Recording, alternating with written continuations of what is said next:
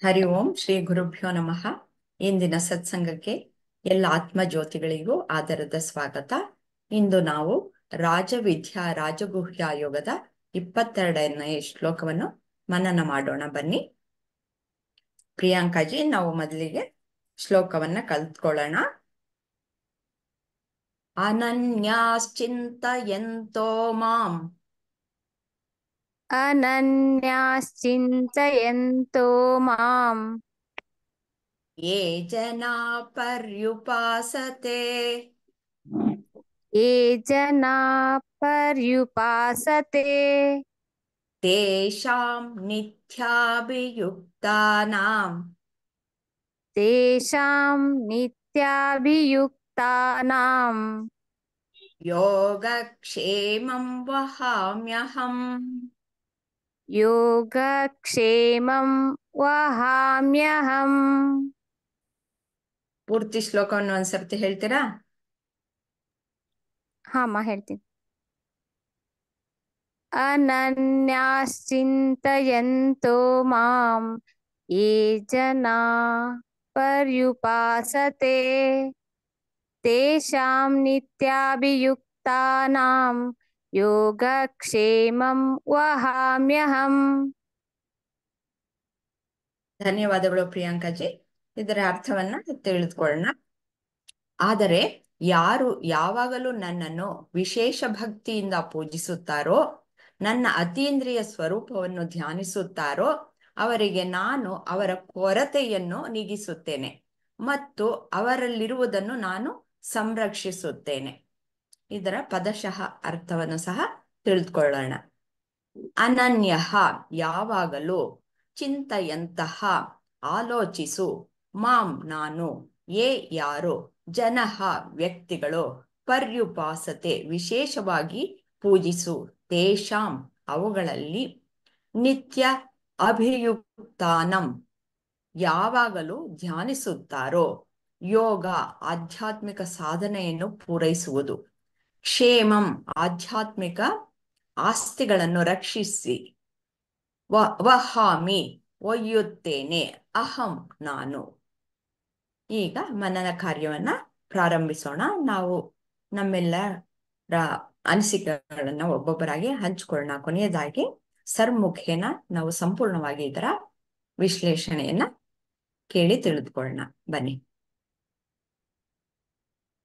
ಲಕ್ಷ್ಮೀಜಿ, ಈ ಶ್ಲೋಕವನ್ನು ಹೇಳ್ಬಿಟ್ಟು ಅದರ ಚಿಂತನೆ ನಿಮ್ಮಲ್ಲಿ ಏನು ಮೂಡ್ ಬಂದಿದೆ ಅನ್ನೋದನ್ನ ತಿಳಿಸ್ಕೊಡಿ. ಅಮ್ಮ ಹೇಳ್ತೇನೆ. ಅನನ್ಯಶ್ಚಿಂತಯಂತೋ ಮಾಂ ಯೇ ಜನಾರ್ದನ ಪರ್ಯುಪಾಸತೆ. ಸ್ಟಾಪ್. ಜನಾರ್ದನ ಇಲ್ಲ ಇಲ್ಲಿ. ಯೇ ಜನ ಪರ್ಯುಪಾಸತೆ. ಯೇ ಜನಾ ಪರ್ಯುಪಾಸತೆ ತೇಷಾಂ ನಿತ್ಯಾಭಿಯುಕ್ತಾನಾಂ ಯೋಗಕ್ಷೇಮಂ ವಹಾಮ್ಯಹಂ. ಇದ್ರೊಳಗ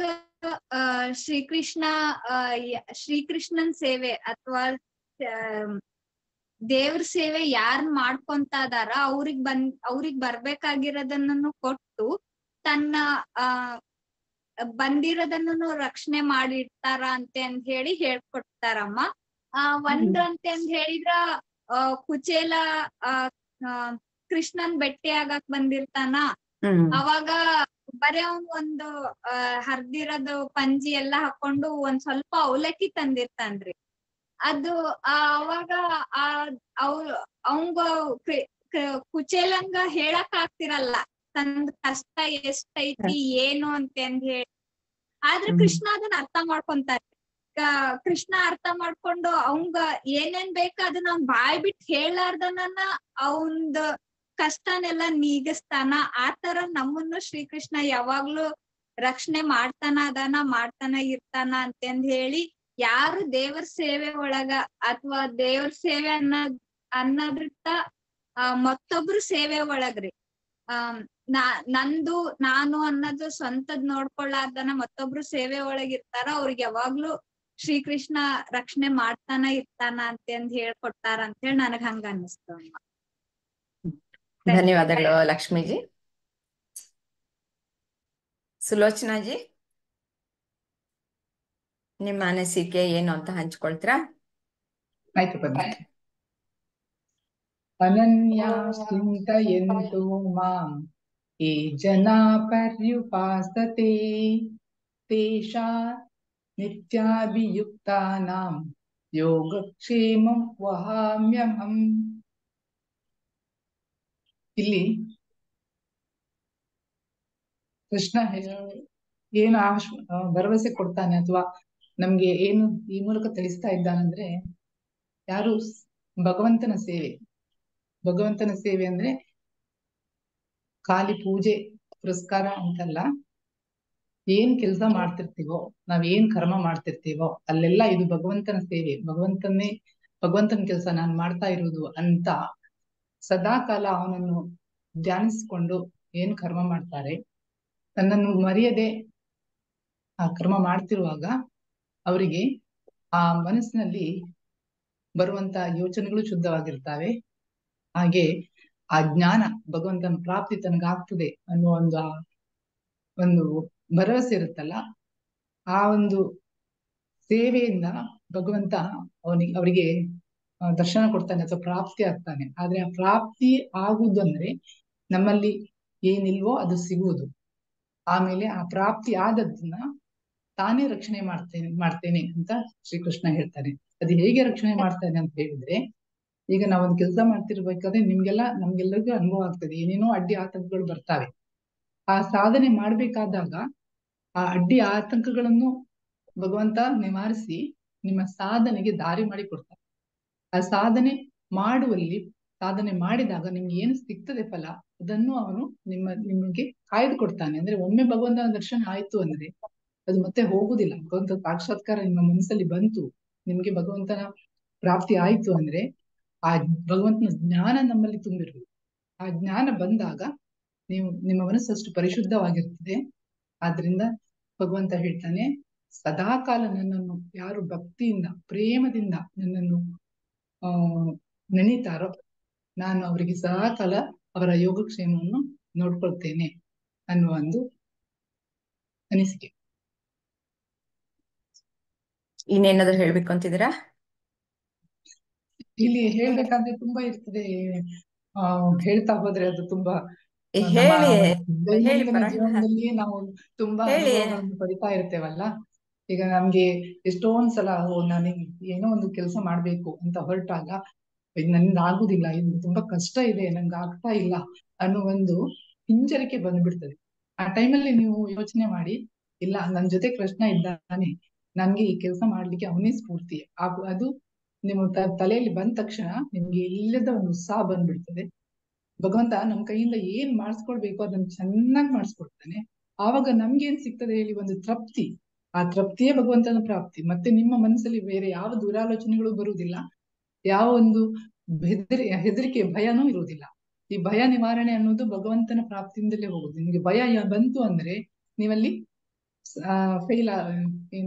ಫೇಲ್ ಆದ್ರಿ ಅಂತ ಅರ್ಥ. ನಿಮ್ಗೆ ಭಯ ಇಲ್ಲ, ಅಭಯ ಬಂತು ಅಂದ್ರೆ ಅಲ್ಲಿ ಭಗವಂತ ನಮ್ಮ ಹಿಂದೆ ಇದ್ದಾನೆ ಅಂತ ಅದಕ್ಕೆ ಯಾವಾಗ್ಲೂ ನಾನು ಹೇಳುದು, ಕಷ್ಟ ಆಗ್ಲಿ ಸುಖ ಆಗ್ಲಿ ಕೃಷ್ಣ ನೀನ್ ನನ್ ಜೊತೆ ಇರು ಅಷ್ಟೇ ಅಂತ ಹೇಳಿದ್ರೆ ನಮ್ಗೆ ಮತ್ತೆ ನಾವು ಮಾಡುದು ಅಂತ ಬರುವುದೇ ಇಲ್ಲ. ಕೃಷ್ಣ ಇದ್ದಾನೆ ನಮ್ ಜೊತೆ, ಅವ್ನು ಮಾಡಿಸ್ಕೊಳ್ತಾ ಇದ್ದಾನೆ ಅನ್ನುವ ಒಂದು ಆ ಫೀಲಿಂಗ್ ಬಂದ್ಬಿಟ್ರೆ ಇಲ್ಲಿ ನಾವು ಸದಾ ಕಾಲ ಭಗವಂತನ ನಿಲ್ಲಿಕ್ಕೆ ಸಾಧ್ಯ ಆಗ್ತದೆ ಅನ್ನೋದು ನನ್ನ ಅನಿಸಿಕೆ. ಧನ್ಯವಾದಗಳು ಸುಲೋಚನಾಜಿ. ಪ್ರಿಯಾಂಕಾಜಿ, ಹರಿ ಓಂ.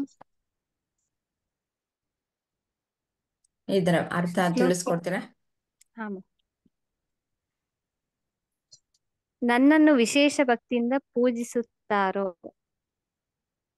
ಅಂದ್ರೆ ಇಲ್ಲಿ ಪೂಜೆನ ಮಾಡೋದು, ದೇವ್ರ ಪೂಜೆನ ಮಾಡೋದು, ಅಲಂಕಾರ ಮಾಡೋದು, ಅಥವಾ ಆ ಪೂಜೆಗೆ ಒಂದಷ್ಟು ನನ್ನ ಭಕ್ತಿಯಿಂದ ಎಲ್ರಿಗೂ ಸೇರಿಸ್ಬಿಟ್ಟು ಪೂಜೆ ಪ್ರಸಾದ, ಆಮೇಲೆ ಅತೀಂದ್ರಿಯ ಸ್ವರೂಪ ಧ್ಯಾನ, ಎಲ್ಲರೂ ಸೇರಿ ಧ್ಯಾನನ ಮಾಡೋದು, ಈ ರೀತಿ ಮಾಡೋದ್ರಿಂದ ಕೊರತೆ ನೀಗುತ್ತೆ, ಮತ್ತೆ ಇಲ್ಲಿ ಸುರಕ್ಷತೆ. ಹೌದು. ಆದ್ರೆ ಇಲ್ಲಿ ಆದರೆ ಯಾರು ಯಾವಾಗಲೂ,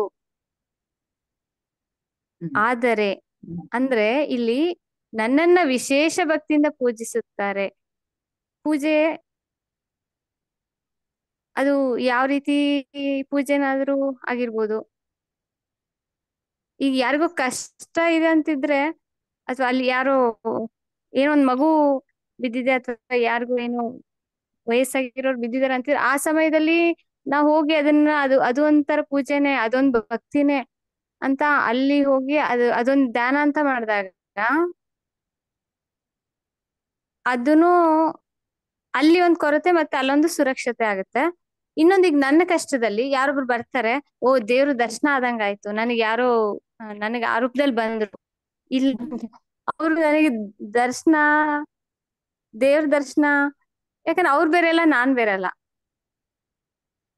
ಈಗ ಹಾಗಾಗಿ ಅಲ್ಲಿ ಅದು ಮತ್ತೆ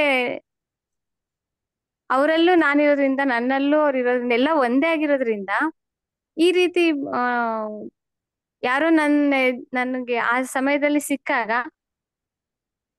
ಸೊ ಅವರು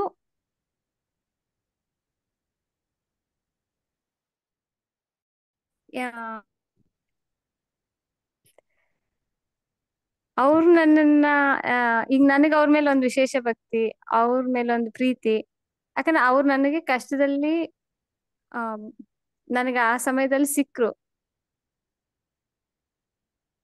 ಆದ್ರೆ ಅದೇ ಆಗ್ಲೇ ಹೇಳಾಗೆ ಅವರಲ್ಲೂ ಪ್ರೀತಿ ಇದೆ.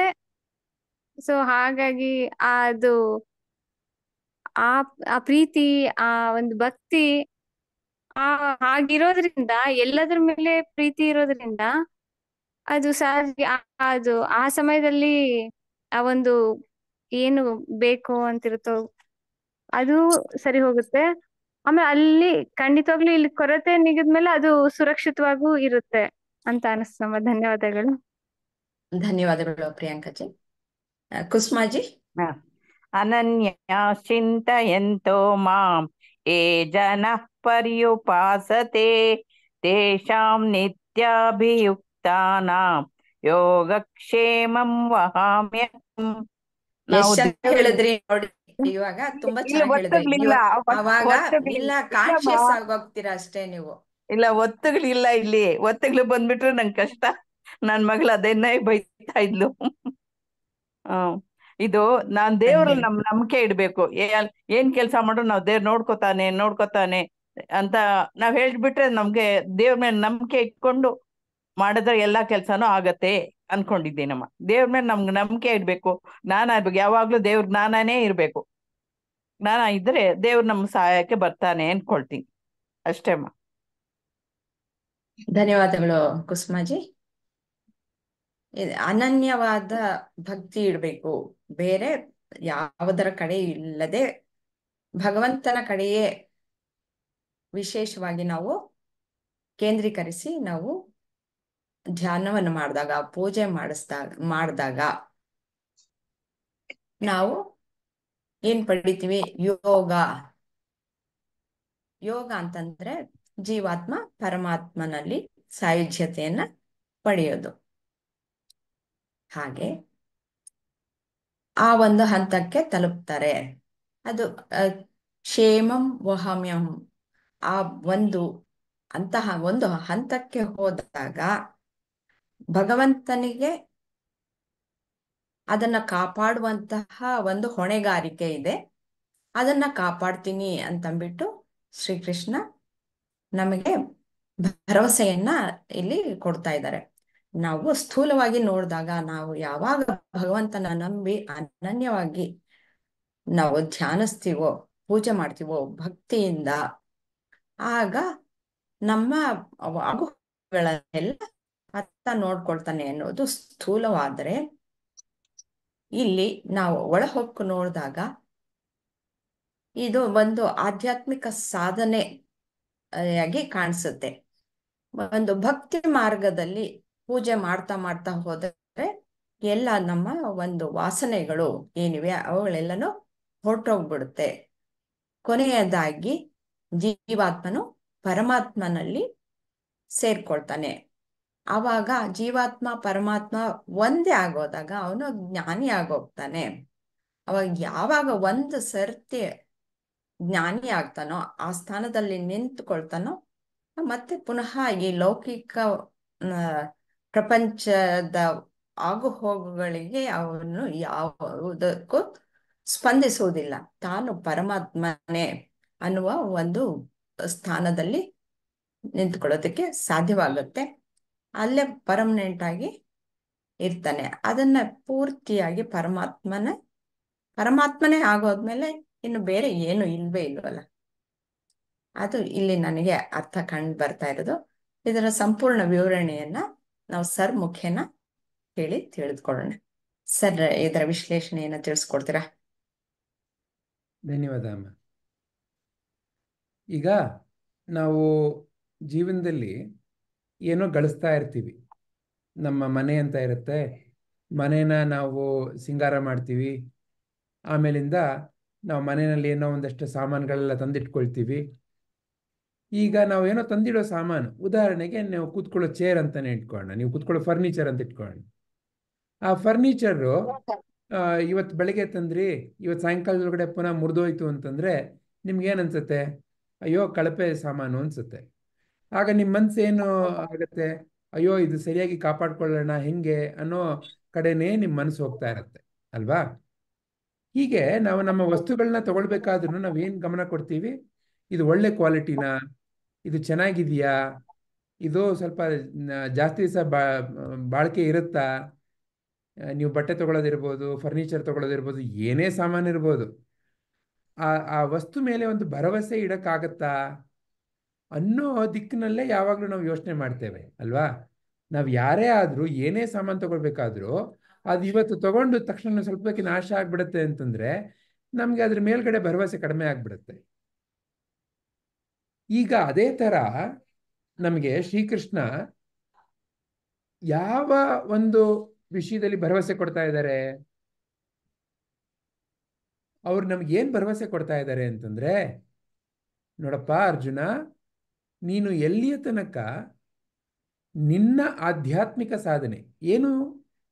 ನನ್ನ ಆಧ್ಯಾತ್ಮಿಕ ಸಾಧನೆ ಅಂತಂದ್ರೆ ನಾನು ಯಾರು, ಈ ಪ್ರಪಂಚ ಏನು, ನನಗೂ ಪ್ರಪಂಚಕ್ಕೂ ಮತ್ತೆ ಇದೆಲ್ಲದರ ಒಂದು ಪರಿಪಾಲಕ ದೇವರು ಅಂತ ನಾನೇನು ಕರೀತಾ ಇದ್ದೇನೆ, ಅದರ ಸಂಬಂಧ ಏನು, ಇದನ್ನ ನಾನು ಅರಿತು ಅಲ್ಲಿ ಸ್ಥಿರವಾಗಬೇಕು ಅನ್ನೋ ದಿಕ್ಕಿನಲ್ಲಿ ನಾನು ಕೆಲಸ ಮಾಡ್ತಾ ಇದ್ರೆ, ಅನ್ನೋ ಒಂದು ಆಸೆ ನನ್ನ ಮನಸ್ಸಿನಲ್ಲಿ ಬಲವಾಗಿ ಇದ್ದು ಆ ದಿಕ್ಕಿನಲ್ಲಿ ನಾನು ಕೆಲಸ ಮಾಡ್ತಾ ಇದ್ದಾಗ ಅದೇನೇ ಆಧ್ಯಾತ್ಮಿಕ ಸಾಧನೆ ಅಂತಂದ್ರೆ.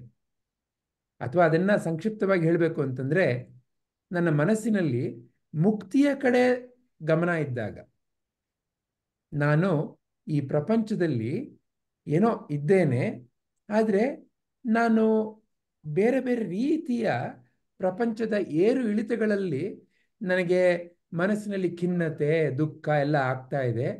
ಇದೆಲ್ಲದರಿಂದ ಪಾರಾಗಿ ಮಹಾನ್ ಗುರುಗಳು ಅಥವಾ ಯಾರನ್ನ ನಾವು ಗ್ರೇಟ್ ಮಾಸ್ಟರ್ಸ್, ಋಷಿಗಳು, ಮುನಿಗಳು ಅಂತ ಹೇಳ್ತೇವೆ, ಅವ್ರು ಹೇಳಿದ್ದಾರೆ, ಅವ್ರ ಜೀವನ ನೋಡಿದ್ರೆ ಅವರು ಶಾಂತವಾಗಿರ್ತಾರೆ. ನಾನು ಅದೇ ರೀತಿಯಾಗಿ ಸ್ಥಿರವಾಗಬೇಕು ಅನ್ನೋ ದಿಕ್ಕಿನಲ್ಲಿ ನನ್ನ ಆಸೆ ಇದ್ದು, ಆ ದಿಕ್ಕಿನಲ್ಲಿ ಸದ್ಗುರುಗಳು ಕೊಟ್ಟಿರೋ ಕ್ರಮವನ್ನು ನಾನು ಪರಿಪಾಲನೆ ಮಾಡ್ತಾ ಇದ್ದಾಗ ಅಲ್ಲಿ ಯಾವುದೇ ರೀತಿಯ ಅಡೆತಡೆ ಬಂದ್ರೂ ನಿಮಗೆ ಸಂರಕ್ಷಣೆ ಮಾಡ್ತೇನೆ. ನಿಮ್ಮಲ್ಲಿ ಯಾವ ಒಂದು ವರ್ಚಸ್ಸು ಬೆಳೆದಿದೆ, ನಿಮ್ಮಲ್ಲಿ ಏನು ಶಕ್ತಿ ಬೆಳೆದಿದೆ, ಅದನ್ನ ಮೊದಲು ಸಂರಕ್ಷಣೆ ಮಾಡ್ತೇನೆ. ನಿಮಗೆ ಮುಂದೆ ಏನ್ ಬೇಕು, ಈ ದಿಕ್ಕಿನಲ್ಲಿ ಬೆಳವಣಿಗೆಗೆ ಏನ್ ಬೇಕು, ಅದನ್ನ ನಾನು ಪೂರೈಸ್ತೇನೆ. ನೋಡಿ, ಈಗ ನಾವು ಕೆಲಸ ಮಾಡ್ತಾ ಇರ್ತೇವೆ ಜೀವನದಲ್ಲಿ. ನಾನು ಯಾರನ್ನಾದ್ರೂ ಕೇಳಿದ್ರೆ, ಯಾರಾದ್ರೂ ಬಂದು ನಿಮ್ಮನ್ನ ಕೇಳಿದ್ರೆ, ನೀವು ಯಾರಿಗೋಸ್ಕರ ಕೆಲಸ ಮಾಡ್ತಾ ಇದ್ದೀರಾ?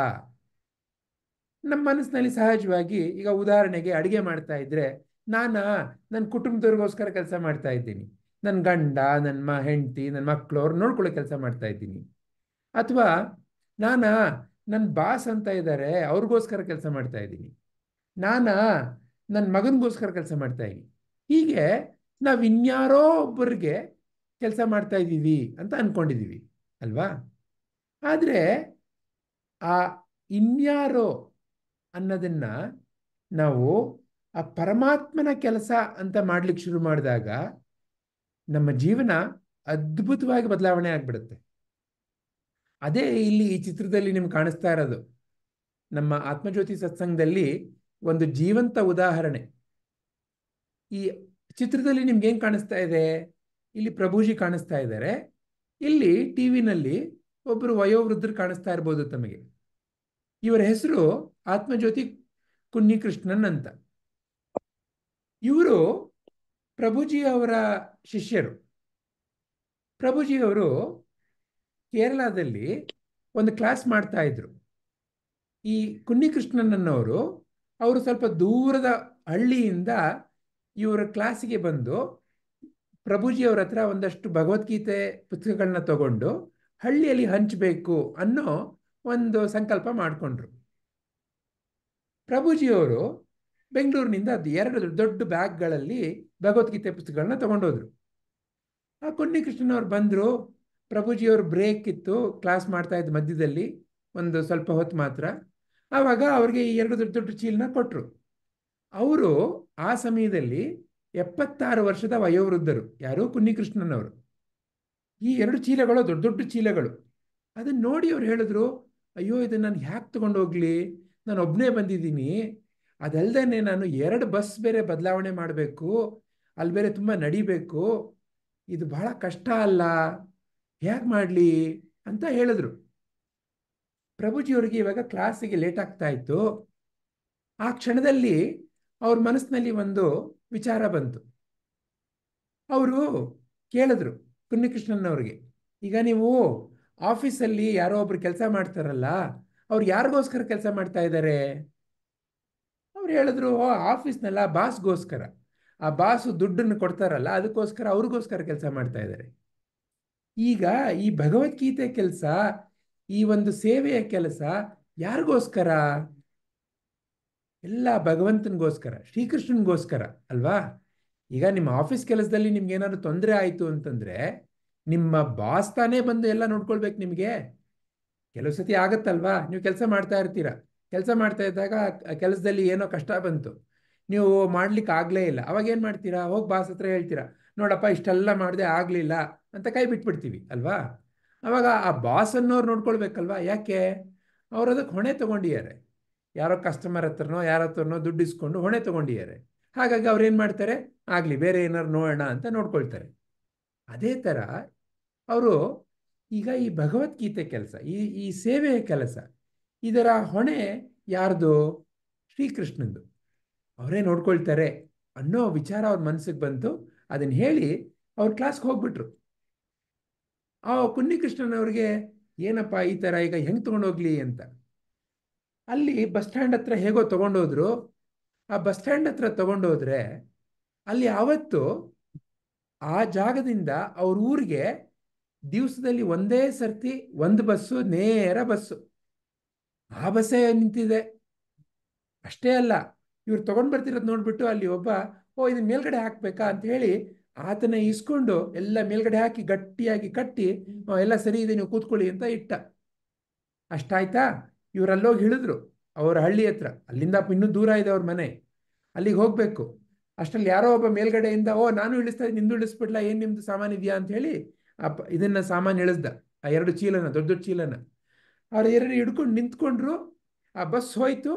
ಅದು ಮುಂದೆ ಇನ್ನೊಂದು ಜೀಪ್ ಬಂದು ನಿಂತ್ಕೋತು. ಆ ಜೀಪ್ನಲ್ಲಿ ಇದ್ದವರು, ನಾನು ನಿಮ್ಮೂರಿಗೆ ಹೋಗ್ತಾ ಇದ್ದೀನಿ ಬರ್ತೀರಾ ಅಂತ ಹೇಳಿ ಆತನೇ ಎದ್ದು ನಿಂತು ಈ ಚೀಲವನ್ನು 2 ಜೀಪ್ನಲ್ಲಿ ಹಾಕಿ ಅವ್ರ ಮನೆ ತನಕ ತಗೊಂಡೋಗಿ ಬಿಟ್ಟು ಮನೆಗೆ ಚೀಲ ಇಟ್ಟು ಮುಂದೆ ಹೋದ್ರು. ಹೀಗೆ ಯಾವ ಸಂಕಲ್ಪದ ಮೂಲಕ ನೀವು ನಾನು ಕೆಲಸ ಮಾಡ್ತೇವೆ, ಆ ರೀತಿಯಲ್ಲಿ ನಮಗೆ ಜೀವನದಲ್ಲಿ ಏನು ಕೊರತೆ ಇದೆ ಅದನ್ನು ಶ್ರೀಕೃಷ್ಣ ನೀಗಿಸ್ತಾನೆ. ಈಗ ನಮ್ಮ ಸತ್ಸಂಗವನ್ನೇ ತಗೊಳ್ಳೋಣ. ನಾವು ಮಾಡ್ತಾ ಇರೋದೇನು? ಒಂದು ಜ್ಞಾನ ಯಜ್ಞ. ಈಗ ಈ ಜ್ಞಾನ ಯಜ್ಞಕ್ಕೆ ಪೂರೈಕೆ ಆಗಲಿಕ್ಕೆ ನಮಗೆ ತಕ್ಕನಾದ ನಮ್ಮ ನಮ್ಮ ಜೀವನದಲ್ಲಿ, ಈಗ ಉದಾಹರಣೆಗೆ ಆ, ನಮ್ಮ ಮನೆಯಲ್ಲಿ ಈ ಸಮಯದಲ್ಲಿ ಅಡುಗೆ ಮಾಡೋ ಕೆಲಸ ಇರ್ಬೋದು. ಎಸ್ಪೆಷಲಿ ಈಗ ನೀವೆಲ್ಲರೂ ನಿಮ್ಮ ಕುಟುಂಬ ಅಂತ ಇದ್ರೆ ಅವ್ರಿಗೆ ಅಡುಗೆ ಮಾಡೋ ಕೆಲಸ ಎಲ್ಲ ಇರ್ಬೋದು. ಆದರೆ ಹೇಗೋ ಒಂದು ರೀತಿಯಲ್ಲಿ ನಿಮಗೆ ಈ ಸಮಯದಲ್ಲಿ ಆ ಕೆಲಸದಿಂದ ಒಂದು ಬಿಡುಗಡೆ ಅನ್ನೋದನ್ನ ಆಗಿದೆ ಅಲ್ವಾ? ನಿಮ್ಮ ಗಂಡನೇ ಇರ್ಬೋದು ಅಥವಾ ನಿಮ್ಮ ಮನೆಯಲ್ಲಿ ಬೇರೆಯವರೇ ಇರ್ಬೋದು, ಅವರು ಒಂದು ಸಹಕಾರ ಅಂತ ಕೊಡ್ತಾ ಇದ್ದಾರೆ. ಆ ಒಂದು ಶಕ್ತಿ ಎಲ್ಲಿಂದ ಬರ್ತಾ ಇದೆ? ಹೀಗೆ ಯಾವಾಗ ನಾನು ಆಧ್ಯಾತ್ಮ ಸಾಧನೆಯ ದಿಕ್ಕಿನಲ್ಲಿ ನನ್ನ ಮನಸ್ಸನ್ನು ತೊಡಗಿಸ್ಕೊಳ್ತೇನೆ, ಯಾವಾಗ ನಾನು ನನ್ನ ಕಾರ್ಯವನ್ನ ಇನ್ನೊಬ್ಬರ ಸೇವೆಗೆ ಅಂತ ಅರ್ಪಣೆ ಮಾಡ್ತೇನೆ, ಆಗ ನನ್ನಲ್ಲಿ ಏನು ಕೊರತೆ ಇದೆ ಅದು ತಾನೇ ತಾನಾಗಿ ನೀಗುತ್ತೆ. ಮತ್ತೆ ನನ್ನಲ್ಲಿ ಏನಿದೆ ಅದು ರಕ್ಷಣೆಯಾಗಿ ಅದು ಇನ್ನೂ ವರ್ಧಿಸುತ್ತೆ. ನಮ್ಮ ಸತ್ಸಂಗದಲ್ಲಿ ಈ ಥರ ನೂರಾರು ಕಥೆಗಳಿದೆ. ಒಂದು ಸರ್ತಿ ನಾವು ಸೇವಕ್ ಮೂಲಕ ಒಂದು ಕೈಂಡ್ನೆಸ್ ಮ್ಯಾರಥಾನ್ ಅಂತ ಮಾಡ್ತಾ ಇದ್ವಿ. ಆಧಾರ್ ಅಂತ ಒಂದು ಚಿಂತಾಮಣಿನಲ್ಲಿ ಸ್ಕೂಲ್ ಇದೆ. ಆ ಸ್ಕೂಲು ಈ ನಾವು ಯಾರನ್ನ ಬುದ್ಧಿಮಾಂದ್ಯ ಮಕ್ಕಳು ಅಂತ ಹೇಳ್ತೇವೆ ಅಂತಹ ಮಕ್ಕಳನ್ನ ನೋಡ್ಕೊಳ್ಳಿಕ್ಕಿರೋ ಒಂದು ಸ್ಕೂಲು. ನಮ್ಮ ಗುರುಜಿ ಆಚಾರ್ಯ ವಿನಯ್ ವಿನಯ್ಕರ್ ಅದರ ಸ್ಥಾಪಕರು. ಈಗ ಅದನ್ನು ನೋಡ್ಕೊಳ್ತಾ ಇರೋರು ಅಮೃತವಳ್ಳಿಯಮ್ಮ ಅಂತ. ಅವ್ರಿಗೆ 2 ಕಣ್ಣು ಇಲ್ಲ. ಸೊ ಆ ಸ್ಕೂಲ್ಗೆ ಸಹಾಯ ಆಗಲಿ ಅಂತ ಆಸೆಯಿಂದ ಒಂದು ಕೈಂಡ್ನೆಸ್ ಮ್ಯಾರಥಾನ್, ಬೆಂಗಳೂರಿನಲ್ಲಿ ಕೈಂಡ್ನೆಸ್ ಮ್ಯಾರಥಾನ್ ಅಂತ ಮಾಡ್ತಾ ಇದ್ವಿ. ಈ ಮ್ಯಾರಥಾನ್ ಆರ್ಗನೈಸ್ ಮಾಡಿ ಆ ಮ್ಯಾರಥಾನಿಂದ ಬರೋ ದುಡ್ಡನ್ನ ಸ್ಕೂಲ್ಗೆ ದಾನ ಮಾಡಬೇಕು ಅನ್ನೋ ಸಂಕಲ್ಪದಿಂದ. ಇನ್ನು 2 ದಿವಸದಲ್ಲಿ ಆ ಮ್ಯಾರಥಾನ್ ಆಗಬೇಕು. ಆ ಮ್ಯಾರಥಾನ್ಗೆ ನಮಗೆ ಸುಮಾರು ಒಂದು 1.5 ಲಕ್ಷದ ಖರ್ಚಿದೆ. ನಮಗೆ ಎಲ್ಲ ಡೊನೇಷನ್ ಬಂದಿರೋದು ಆವತ್ತಿನ ಮಟ್ಟಕ್ಕೆ ಇನ್ನು 20,000 ರೂಪಾಯಿ ಮಾತ್ರ. ಖರ್ಚನ್ನ ಮೀಗಿ ಏನು ಮಿಕ್ಕತ್ತೆ ಅದನ್ನು ನಾವು ಸ್ಕೂಲ್ಗೆ ಹಂಚಬೇಕು ಅನ್ನೋ ಆಸೆ ಇದ್ದಿದ್ದು. ಖರ್ಚೇ ಇನ್ನೂ ನಮಗೆ ದುಡ್ಡು ಬಂದಿಲ್ಲ, ಇನ್ನು ಸ್ಕೂಲ್ಗೆ ಏನು ಕೊಡೋದು? ಇದು ಪರಿಸ್ಥಿತಿ. ಇನ್ನು 2 ದಿವಸ ಇದೆ ಅಂದಾಗ. ಆದರೆ ಆ ಒಂದು ಕ್ಷಣದಲ್ಲಿ ಒಂದು ಕಂಪ್ನಿದು ಫೋನ್ ನಂಬರ್ ಸಿಕ್ತು. ಯಾರೋ ಹೇಳಿದ್ರು ಕಾಲ್ ಮಾಡಿ ನೋಡಿ ಅಂತ. ಕಾಲ್ ಮಾಡಿದ್ರೆ ಆ ಕಂಪ್ನಿಯವರು ಎಲ್ಲ ಖರ್ಚನ್ನ ಅವರೇ ತಗೊಂಡ್ಬಿಟ್ರು, ಮೇನ್ ಸ್ಪಾನ್ಸರರ್ ಆಗಿ ಬಂದರು. ಅಷ್ಟಲ್ದೇನೆ ನಮಗೆ ಕೊನೆಯಲ್ಲಿ ಈ ಎಲ್ಲ ಮಿಕ್ಕಿದ್ದನ್ನ ಸೇಲ್ ಮಾಡಿ ಡೊನೇಷನ್ನು ಅವತ್ತಿನ ದಿವಸ ಒಂದಷ್ಟೆಲ್ಲ ಇತ್ತು. ಅದೆಲ್ಲ ಆದ್ಮೇಲಿಂದ ಸ್ಕೂಲ್ಗೆ ತಕ್ಕನಾಗಿ ಕೊಡ್ಲಿಕ್ಕೂ ದುಡ್ಡು ಬಂತು. ಇದರಲ್ಲಿ ನಾವು ಮಾಡಿದ್ದು ಅಂತೇನೂ ಇಲ್ಲ, ಕೇವಲ ಆ ಒಂದು ಇನ್ನೊಬ್ರಿಗೆ ಸಹಾಯ ಆಗಲಿ ಅಂತ ಸಂಕಲ್ಪ ತಗೊಂಡಿದ್ದಷ್ಟೇನೆ. ಆ ದಿಕ್ಕಿನಲ್ಲಿ ನಮ್ಮ ಮನಸ್ಸು ಸಂಪೂರ್ಣ ತೊಡಗಿತ್ತು. ನಮ್ಮ ಕಾರ್ಯ ಎಲ್ಲ ಸಂಪೂರ್ಣವಾಗಿ ಅದ್ರ ಮೂಲಕ ಆ ದಿಕ್ಕಿನಲ್ಲಿತ್ತು. ಅದಕ್ಕೆ ತಕ್ಕನಾದ ಸಹಾಯ ನಮಗೆ ಗೊತ್ತಿಲ್ಲ ಹೇಗಾಗತ್ತೆ ಅಂತ. ಹೀಗೆ ಪ್ರಭುಜಿನೂ ಹೇಳ್ತಾ ಇರ್ತಾರೆ, ನಾವೆಲ್ಲ ನೋಡ್ತಾ ಇದ್ದೀವಿ ಕಣ್ಣಾರೆ. ನಮ್ಮ ಆತ್ಮಜ್ಯೋತಿ ಸತ್ಸಂಗದಲ್ಲಿ ಎಷ್ಟೆಲ್ಲ ಬೇರೆ ಬೇರೆ ಕಾರ್ಯಕ್ರಮಗಳು ನಡೆಯುತ್ತೆ. ಪ್ರತಿಯೊಂದು ಕಾರ್ಯಕ್ರಮಕ್ಕೂ ಆ ಕಾರ್ಯಕ್ರಮಕ್ಕೆ ಬೇಕಾಗಿರೋ ಒಂದು ಹಾಲ್ ಇರ್ಬೋದು, ಪರಿಕರಗಳಿರ್ಬೋದು, ಬೇಕಾಗಿರೋ ಆಹಾರ ಸಾಮಗ್ರಿಗಳಿರ್ಬೋದು, ಎಲ್ಲ ತಕ್ಕನಾಗಿ ಒದಗ್ಬಿಡುತ್ತೆ. ಹೇಗೋ ಒದಗ್ಬಿಡುತ್ತೆ. ಯಾರೋ ಒಬ್ಬರು ಸಹಾಯ ಮಾಡ್ತಾರೆ. ಎಷ್ಟೊಂದು ಸರ್ತಿ ಅದು ಹೇಗಪ್ಪ ಸ್ವಲ್ಪ ಗಮನ ಕೊಟ್ಟು ನೋಡಿದ್ರೆ ಒಬ್ಬ ವ್ಯಕ್ತಿಯಿಂದ ಸಾಧ್ಯ ಇಲ್ಲ. ಆದರೆ ಎಲ್ಲ ಕಡೆಯಿಂದ ಒಂದು ನಾವು ಯಾವುದನ್ನ ಆಶೀರ್ವಾದ ಅಂತ ಹೇಳ್ತೇವಲ್ಲ, ಆ ರೀತಿಯಲ್ಲಿ ಎಲ್ಲ ಹರಿದು ಬಂದ್ಬಿಡುತ್ತೆ. ಇದು ನಮ್ಮ ಅನುಭವ. ಹಾಗಾಗಿ ಶ್ರೀಕೃಷ್ಣ ಹೇಳ್ತಾ ಇರೋದು ಪರಮ ಸತ್ಯ ಇಲ್ಲಿ. ಏನು? ಅಯ್ಯ ಅರ್ಜುನ, ಯಾವಾಗ ನೀನು ವಿಶೇಷ ಭಕ್ತಿ ಅಂದ್ರೇನು? ವಿಶೇಷ ಭಕ್ತಿ ಅಂದ್ರೇನು? ಸೇವೆ. ನಿನ್ನ ಎಲ್ಲ ಸಮಯವನ್ನ ನನ್ನ ಸೇವೆಗೆ ಮುಡಿಪಾಗಿರು. ಮಾಡ್ತಾ ಇರೋ ಪ್ರತಿಯೊಂದು ಕೆಲಸವನ್ನ ಈಶ್ವರ ಅರ್ಪಣೆ ಬುದ್ಧಿಯಿಂದ ನೀನು ಇನ್ನೊಬ್ರಿಗೆ ಒಳ್ಳೇದಾಗ್ಲಿ ಅಂತ ಮಾಡಕ್ ಶುರು ಮಾಡು. ಅದು ವಿಶೇಷ ಭಕ್ತಿ.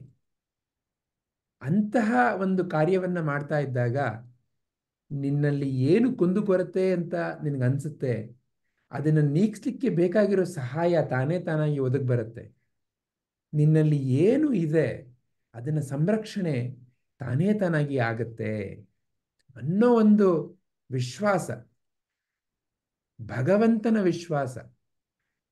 ನೋಡಿ, ಜೀವನದಲ್ಲಿ ನಾವು ಬೆಳಗ್ಗೆ ಎದ್ದಾಗ ಸೂರ್ಯ ಬರ್ತನೋ ಬರಲ್ವೋ ಅನ್ನೋ ನಮಗೆ ಮನಸ್ಸಿನಲ್ಲಿ ಯಾವುದೇ ಆತಂಕ ಇರಲ್ಲ ಅಲ್ವಾ? ಏನೇ ಆಗಲಿ ಸೂರ್ಯ ಇದ್ದೇ ಇರ್ತಾನೆ, ಗಾಳಿ ಬೀಸೇ ಬೀಸುತ್ತೆ, ಈ ಭೂಮಿ ಚಲ್ಸೇ ಚಲಿಸುತ್ತೆ. ನಮ್ ಯಾರಿಗೂ ಅಯ್ಯೋ ಆಕಾಶ ನನ್ನ ತಲೆ ಮೇಲೆ ಬಿದ್ದ್ಬಿಡುತ್ತೆ ಅಂತ ಹೆದರಿಕೆ ಇಲ್ಲ. ಅಂದ್ರೆ ಭಗವಂತನ ಸೃಷ್ಟಿಯಲ್ಲಿ ವಿಶ್ವಾಸದ ಮೂಲಕವೇ ಈ ಸೃಷ್ಟಿಯಲ್ಲಿ ಎಲ್ಲ ನಡೀತಾ ಇದೆ. ಅದೇ ವಿಶ್ವಾಸವನ್ನ ಇಲ್ಲಿ ಭಗವಂತ ನಮಗೆ ಕೊಡ್ತಾ ಇದ್ದಾರೆ. ಏನು, ಯಾವಾಗ ನೀನು ಸೇವೆಯಲ್ಲಿ ನಿರತನಾಗ್ತೀಯ ಆಗ ನಿನ್ನ ಒಂದು ಕುಂದುಕೊರತೆಗಳು, ನಿನ್ನಲ್ಲಿ ಏನಿದೆ ಅದನ್ನು ಸಂರಕ್ಷಣೆ ಮಾಡೋದು ನನ್ನ ಹೊಣೆ. ಮನಸ್ಸು ನಿರಾಳವಾಗಿ ನಾವು ಸಂಪೂರ್ಣವಾಗಿ ಶ್ರದ್ಧೆಯಿಂದ ತೊಡ್ಕೊಳ್ಳಿಕ್ಕೆ ಭಗವಂತನ ಒಂದು ಆಶೀರ್ವಾದ ಇದು. ಯೋಗಕ್ಷೇಮಂ ವಹಾಮ್ಯಹಂ. ನಾನು ನೋಡ್ಕೊಳ್ತೇನಪ್ಪ. ಈಗ ನಾವು ನೋಡಿದ್ದೇವೆ ಉದಾಹರಣೆ, ಒಂದು ಬೆಕ್ಕಿನ ಮರಿ ಮತ್ತೆ ಒಂದು ಕೋತಿಯ ಮರಿ ಉದಾಹರಣೆ ಕೊಡ್ತಾರೆ. ಆ ಕೋತಿ ಮರಿ ಅಮ್ಮನ್ನ ಅಪ್ಕೊಂಡಿರ್ಬೇಕಾಗತ್ತೆ, ಅಮ್ಮ ಎಲ್ಲಾದ್ರೂ ಹೋಗ್ತಾ ಇದ್ದಾಗ. ಅಂದ್ರೆ ಆ ಕೋತಿ ಮರಿಗೆ ಎಫರ್ಟ್. ಅದೇ ಬೆಕ್ಕಿನ ಮರಿ ಅದ್ರ ಅಮ್ಮ ಅದ್ರ ಕತ್ತಿನ ಹಿಡ್ಕೊಂಡು ಇನ್ನೊಂದು ಜಾಗಕ್ಕೆ ಕರ್ಕೊಂಡು ಹೋಗ್ಬಿಡುತ್ತೆ. ಆ ಬೆಕ್ಕಿನ ಮರಿ ಏನ್ ಮಾಡ್ಬೇಕು, ಸುಮ್ಮನೆ ಇರ್ಬೇಕಷ್ಟೇನೆ. ಅದೇ ರೀತಿಯಲ್ಲಿ ಇಲ್ಲಿ ನಮಗೆ ಭಗವಂತ ಹೇಳ್ತಾ ಇದ್ದಾನೆ, ಯೋಗಕ್ಷೇಮಂ ವಹಾಮ್ಯಹಂ. ನಾನ್ ನೋಡ್ಕೊಳ್ತೇನಪ್ಪ, ಯಾತಕ್ಕೆ ನಿನ್ಗೆ ಆತಂಕ? ನೀನ್ ಕೇವಲ ಸೇವೆ ಸಂಕಲ್ಪ ಮಾಡು. ಹರಿ ಓಂ. ಧನ್ಯವಾದಗಳು ಸರ್, ಬಹಳ ಚೆನ್ನಾಗಿತ್ತು. ಧನ್ಯವಾದ ಅಮ್ಮ. ಯಾರಲ್ಲಾದ್ರೂ ಏನಾದ್ರೂ ಪ್ರಶ್ನೆ ಅಥವಾ ಬೇರೆ ಏನಾದ್ರೂ ಹೇಳ್ಬೇಕು ಅಂತ ಅನಿಸ್ತಾ ಇದೆಯಾ?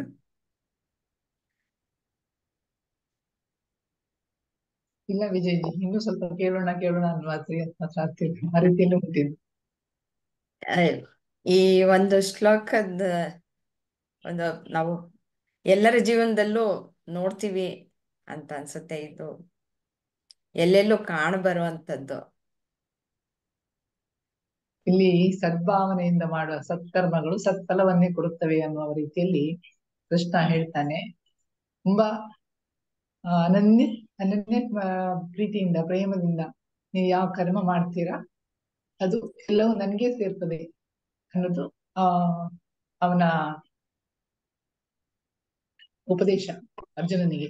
ಹಾಗಾಗಿ ಅವನು ಅರ್ಜುನನಿಗೂ ಕೂಡ ಅದೇ ರೀತಿಯಲ್ಲಿ ಹೇಳ್ತಾನಲ್ಲ, ನೀನು ಇಲ್ಲಿ ಯುದ್ಧ ಮಾಡ್ಲಿಕ್ಕೆ ಬಂದಿದ್ಯಾ, ನೀನು ಯುದ್ಧ ಮಾಡ್ಲೇಬೇಕು ಅಂತ ಅನ್ನುವ ರೀತಿಯಲ್ಲಿ ಅವನನ್ನು ಹುರಿದುಂಬಿಸ್ತಾನೆ. ಯಾಕೆ? ಅದು ಅವನ ಕರ್ತವ್ಯ. ಆ ಕರ್ತವ್ಯ ನಿಭಾಯಿಸೋದಕ್ಕೋಸ್ಕರ ಅವನ ಹಿಂದೆ ಅವನಿಗೆ ಸಾರಥಿಯಾಗಿ ನಿಂತಿದ್ದಾನಲ್ಲ. ಅದೇ ರೀತಿ ನಮ್ಮ ಜೀವನದಲ್ಲೂ ಕೂಡ ಕೃಷ್ಣ ಸಾರಥಿಯಾಗಿ ಇರ್ತಾನೆ ನಮ್ ಜೊತೆ ಅಂತ ನಾವು ಅನ್ಕೊಳ್ಬೇಕು. ಎಷ್ಟೋ ಕಷ್ಟಗಳು ಬರುತ್ತವೆ, ಅವಾಗ ನಮ್ಗೆ ಅದನ್ನ ನಿಭಾಯಿಸೋಕ್ಕಾಗಲ್ಲ. ಅವಾಗ ಕೈ ಚೆಲ್ಲಿ ನಿಂತ್ಕೊಂಡ್ಬಿಡ್ತೀವಿ, ದೇವ್ರು ನೋಡ್ಕೊಳ್ತಾನೆ ಬಿಡು ಅಂತ. ಆಗ ಅದು ಹೇಗ್ ಕರ್ಗ್ ಹೋಗುತ್ತೆ ಎಷ್ಟು ಸರ್ತಿ ಗಮನಿಸಿದೀವಿ. ಇದರಲ್ಲಿ ಒಂದು ಅಕ್ಷರನೂ ನಾವು ಅಲ್ಲಗಳೆಯೋಕೆ ಸಾಧ್ಯನೇ ಇಲ್ಲ. ನಿಜ. ನಿಲ್ಸೋಣ ಹಾಗಾದ್ರೆ. ಸರ್, ಹರಿ ಓಂ. ಹರಿ ಓಂ. ಶ್ರೀ ಗುರುಭ್ಯೋ ನಮಃ. ಶ್ರೀ ಕೃಷ್ಣ ಅರ್ಪಣಮಸ್ತು.